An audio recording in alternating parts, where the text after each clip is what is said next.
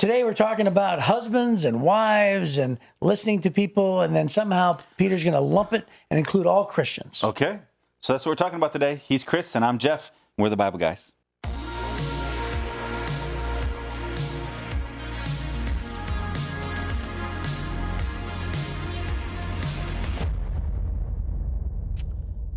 So, Jeff, they've handed us these paddles every once in a while. I love these things. Yeah, and so one side What is... a handsome picture of you, man.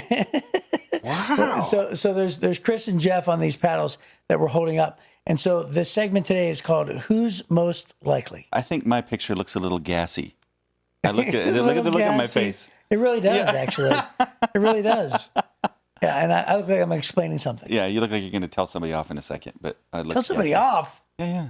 I was going to say explain something in a nice way. Oh, okay. Yeah, sure. Very nice, Chris. Okay. Nice, Chris. Okay, so here are the most likely things. We just have to sort of pick. Ready? Okay. Okay, who is most likely to have the best snacks? Best snacks? Yeah. Me. I'd say you. Yeah. So that's a Jeff. That's a Jeff good thing. one. Yeah. And by the way, I'm not really a snacky guy. Yeah, I'm a snacky guy. 2 o'clock in the afternoon, I'm on the hunt. Okay. All right, so here we go. Number 2, who is most likely to know every word of Bohemian Rhapsody? Chris. That'd be me. Yep, Chris. Do you? I mean, segments of it. Yeah. Easy come, easy go. Okay. I know none of the words of Bohemian Rhapsody. But when he says, Fiergo and anyway, yeah. So, I mean, some of the words are like Beelzebub set aside a devil just for me. Wow. So there's some words in there that aren't very, very good. Right. Okay, here we go. Number 3, who's most likely, now you get me thinking of the Bohemian Rhapsody words. Okay. I'm like, I didn't Mama. do it. Okay. I didn't do it. Okay. Number 3, who's most likely to make a cameo in a soap opera? Chris. I'd say Chris too. Chris. Chris too. Yeah. Number 1. Dramatic. Drama. You love drama. I like dramas. Yeah. Right? Well, you like drama in life.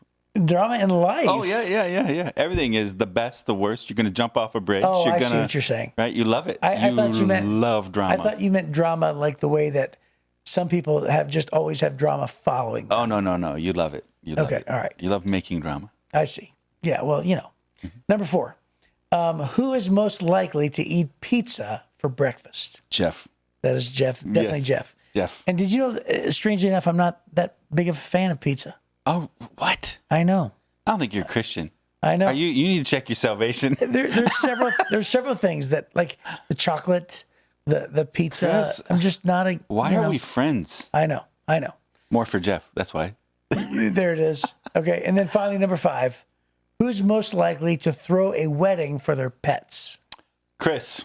I would definitely say. No doubt. I would say Chris. No doubt. Well, wait a minute. Chris. What do you mean, no doubt? Yeah. What do you mean, no doubt? Because you love your cats, man. Well, that's true. Yeah. I can just imagine love you'd have your dogs. little dresses and little tuxedos made up for your cats. You have and the most march them down feminine the aisle. names for your dogs. I didn't name them. You didn't? Jenna and Bonnie did. What are they? Tell the audience what their names. Well, the boy's dog's name, he's little. They're both little dogs, so that's just your cats are bigger than my dogs. So Wow. Gucci is See? the boy, and Chanel is the girl. Okay, those sound like wedding dogs to me. I don't know about you, but Gucci and Chanel. I'm picturing them dressed up right now. They don't like costumes. Bonnie will put them in there, and then Gucci always looks like he's being punished when you put him in a costume. But it is hard to be manly when you're walking the dogs on the street. Yeah. And other people like Rex. Right. Right. Come here, Fido. boy. Right? And you're like, come on, Gucci. Yeah, but I think in terms of caring for our cats and going out of our way, yeah, we do treat our cats like the kings of the house, for sure. Yeah. So Okay, that was a good one. yeah, it's good. I enjoyed that. Yeah, it's always fun. Very enlightening. Okay, so we're going to straighten out your marriage today, Chris. Oh yeah. Peter really works First it out. Peter's going to do it Yeah, for me. hopefully Liz is listening. Yeah, I suppose she always does. Yes, okay, so good. Liz, hopefully you learn a few verses here and Hi, straighten honey. Chris out. Hi, honey. Okay, here we go. You should read. I think this would be a good passage for you to read. Oh yeah, sure. Yeah. Because the topic. Okay, 1 Peter chapter 3. Well, hang on. Verses 1 through what? 1 through 12. Okay, I'll read. Oh, you're going to do it? I'm going to do it. Oh, good. We always have Jeff read. Take the pressure off of me. By the way, you know what? You know the reason why I have you read? Because it's all the big names. I don't want to pronounce the names. Yeah, exactly. And there's no names in this one. That's exactly why I said, yeah, you just read. Okay. All right, so verse number 1. In the same way, you wives must accept the authority of your husbands. Then, even if some of you refuse to obey the good news, your godly lives will speak to them without any words. They will be won over by observing your pure and reverent lives.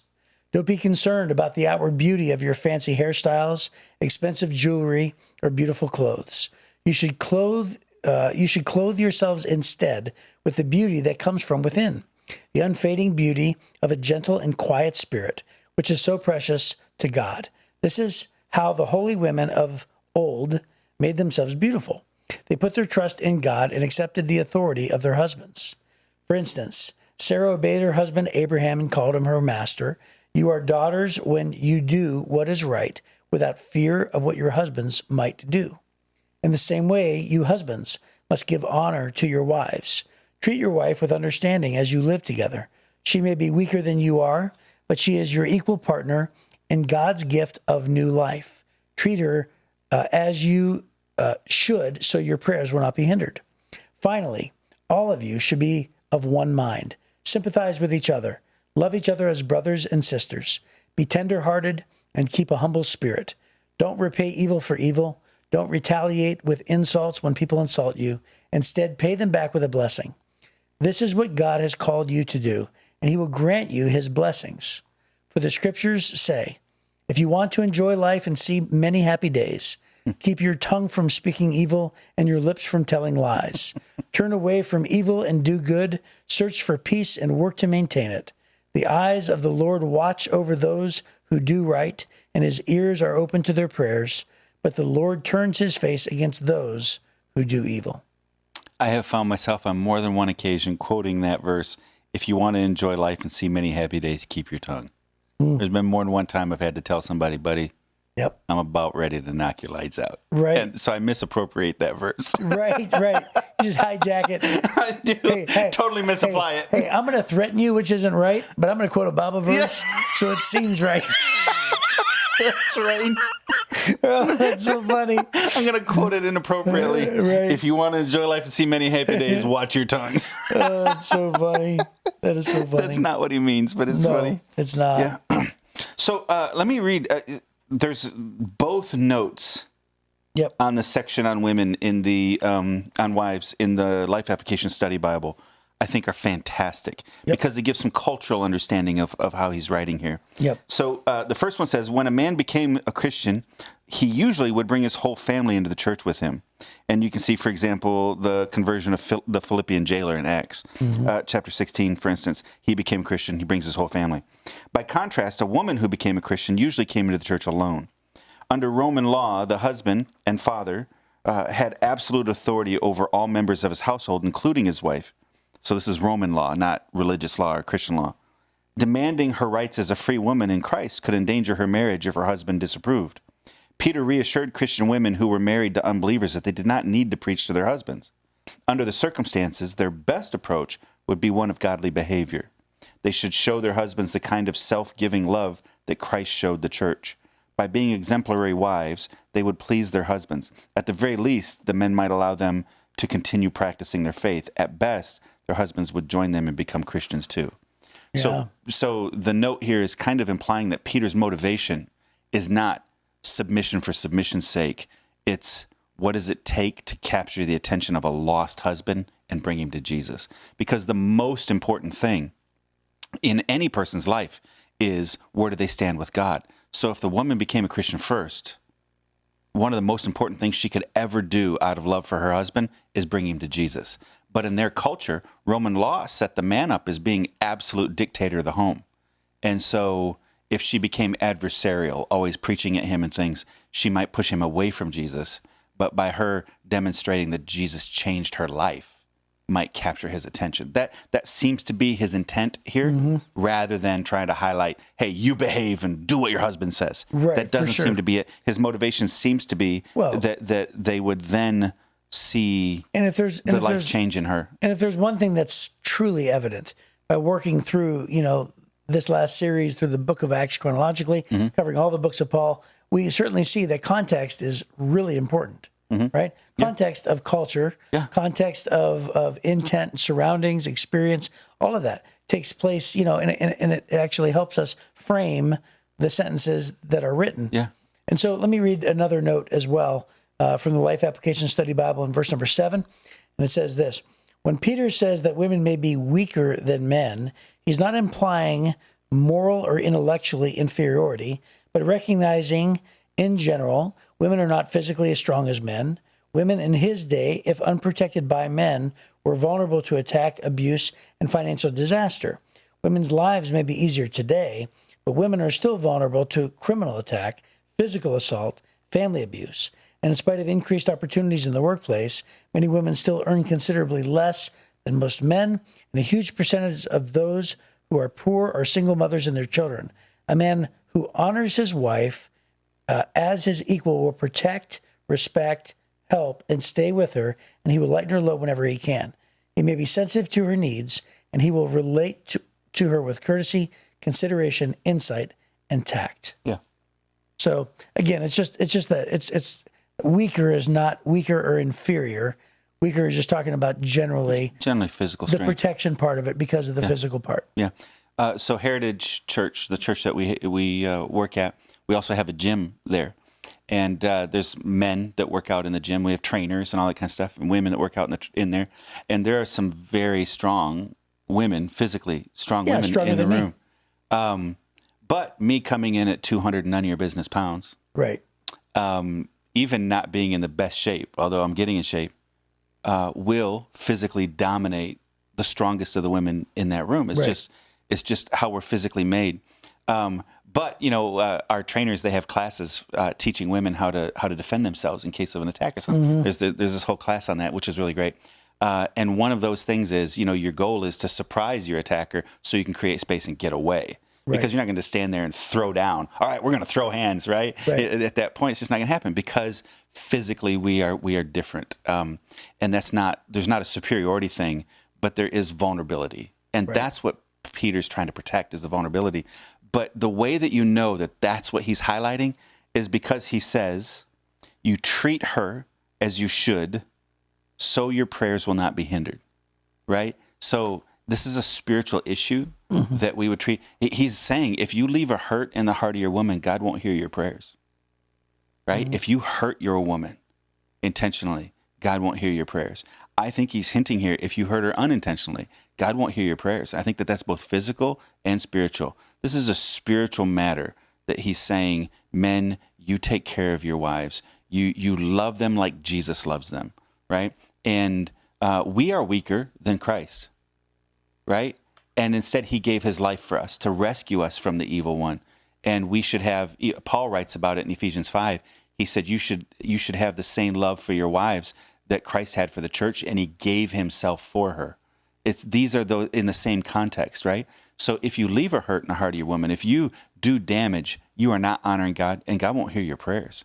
Yeah. Which is a shocking concept. I taught about that in Kenya, but go ahead. I was going to say, I want to play angel's advocate and gently, debate about that. Do you think it's, when you say, so your prayers won't be hindered, is it possible that maybe hindering prayers doesn't equate into God not hearing them, but maybe it just means that they'll be hindered in other ways?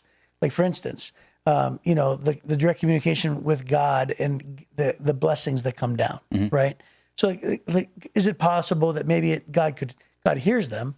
It's just that some of them won't go answered. Yeah, the specificity of the word "hear." If you're going to get on that, do you remember in Daniel when the angel shows up to answer prayer for Daniel? Yes. God answered the prayer 21 days before the angel shows up, and the angel shows up and says, "Dude, God answered your prayer the day you prayed it, but on my way here, I wound up having to go to battle against the prince of Persia, who's some big demon." I couldn't defeat him.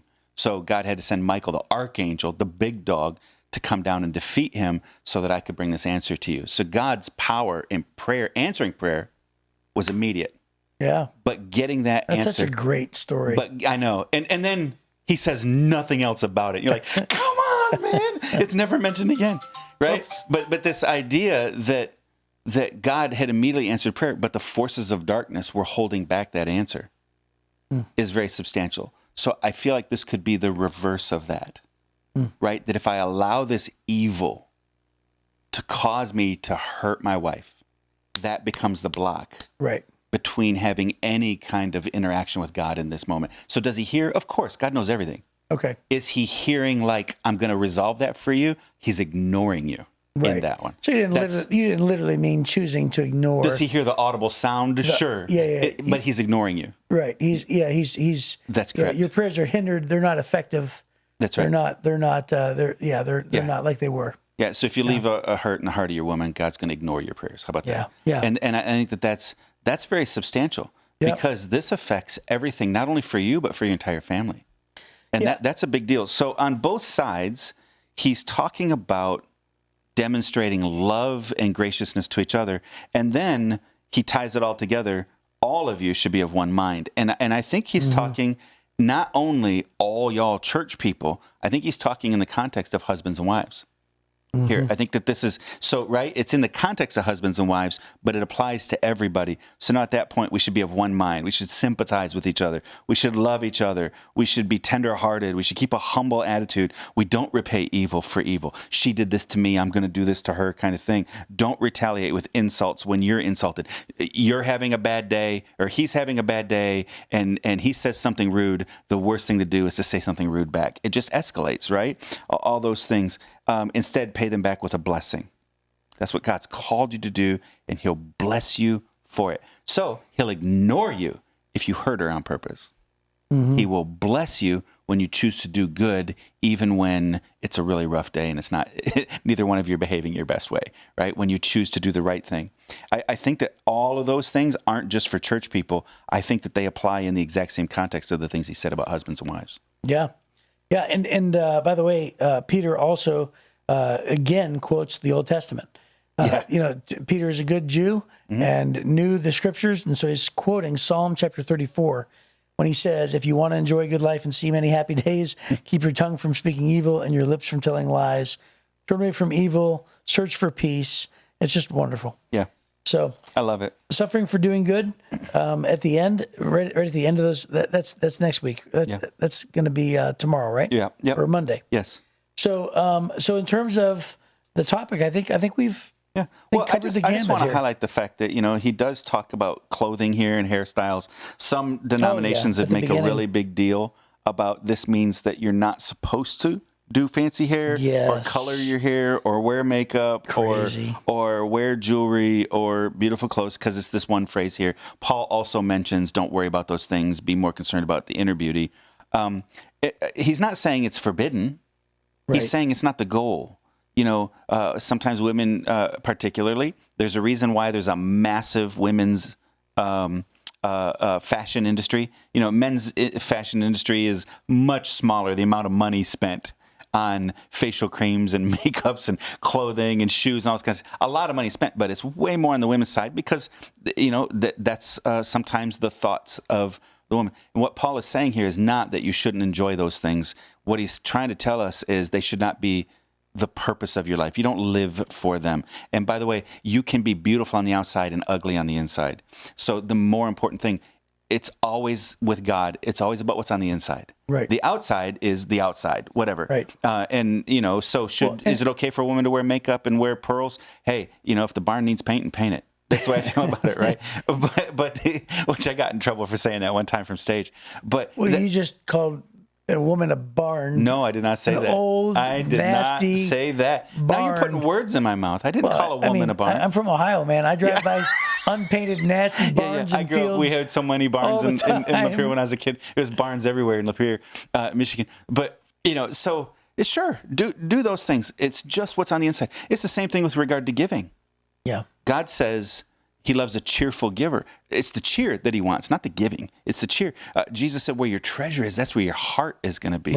Right? So it's not about money. It's about the heart. In this situation, it's not about what you're wearing with jewelry or fancy clothes. It's about what's on the inside, the heart. Well, here's how we know that he's not preaching against it. Because he says, he started with the words, don't be concerned about. Yeah. Right. So think about all the times that Jesus said that. Yeah. Don't be concerned about your life. Right. Right. Jesus, God will provide for you. Right. He's talking about worry and anxiety. Right. He's talking about being overly concerned with these areas. Obsessed. He's not saying fancy hairstyles and expensive jewelry or beautiful clothes is a bad thing. Right. He's saying instead of being concerned more about those things than your spiritual self, right. be more concerned about your inner spiritual self. That's right. He's placing emphasis, Yeah. which, by the way, is exactly the same wording that Jesus did over and over again.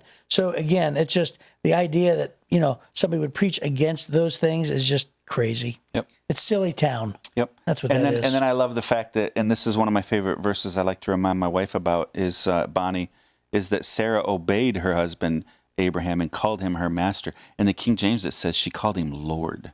Yeah. Well, and so I'm like, Bonnie, but they did that all the time. that's what I want, is I want her to call me Lord. That's what I want. She'd be like, honey, no. What did we say? Yeah. That's funny. When I go home, I'm going to get a black eye. I'm going to be up on stage Sunday with a black eye, and you're going to wonder why. That's why. It's because I got sassy just now. Well, back in older times, they would call them lords and ladies. Oh, sure. Right? Yeah. Uh-huh. Remember when King was in, or Daniel was in the dungeon? Yeah. And he said, oh, King, live forever. Yeah. Some translations say, oh, Lord, live forever. Yeah. But it was small L, right? Mm-hmm. Yeah. And by the way, that reminds me of... So I have my iPhone 14 right here with me. Oh, yeah. I just turned on Siri on Audible. Uh-huh. So I was just talking about I want my wife to call me Lord. Yeah. And So what does Siri call you? Yeah, so watch this. What's my name? You're Chris, but since we're friends, I get to call you King Zarba. So I may or may not have told my phone to call me King Zarba. That's really great. That's absurd. I think we should end with that. We should. So love for one another, what's on the inside is how we demonstrate even to our lost spouses Right. that Jesus has transformed our life. Yep. What's on the inside comes out. Well, that's a good place to end, and we'll see you next time on the Bible Guys.